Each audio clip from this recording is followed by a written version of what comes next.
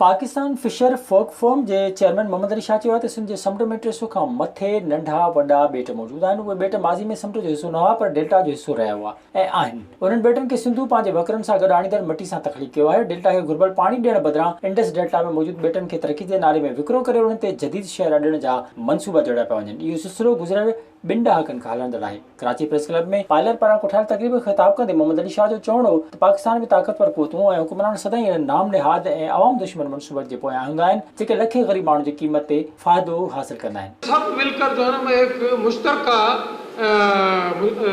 जो है consultation meeting करने जा रहे हैं।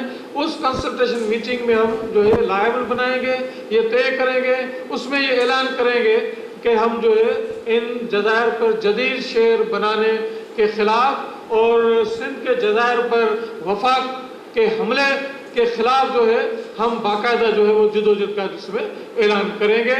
और हम जिस तरह 2006 में हमने इन जज़ायर को बेचने के खिलाफ जदोजहद की थी, उसी तरह हम जो है वो दोबारा जो है वो जदोजहद करेंगे और जज़ायर पर इनका हमला जो है वफाक का हमला जो है वो नाकाम करेंगे। हबीबुद्दीन ख़िताब कंदे चयो त सितम ज़रीफ़ी त ॾिसो त वफ़ाक़ी सरकार माज़ी वांगुरु हिन दफ़े पिणु सिंध सरकार समेत समूरनि स्टेक होल्डरनि सां सलाह करण उन्हनि खे एतमाद में वठण खां सवाइ सिंध जे सामूंडी ॿेटनि ते शहर अॾण जो ऐलान करे छॾियो आहे। हुन चयो त शहर तामीर थियण सां माहीगीरनि जूं मछी मारण जी जायुनि सां गॾु माण्हुनि जूं गुज़रगाहूं बि बंदि थी वेंदियूं। इहो मनसूबो कंहिं बि रीति सिंध वासियुनि जे हक़ में नाहे। विज़िट कयो अवामी आवाज़ मीडिया ग्रुप जी वेबसाइट awamiawaz.pk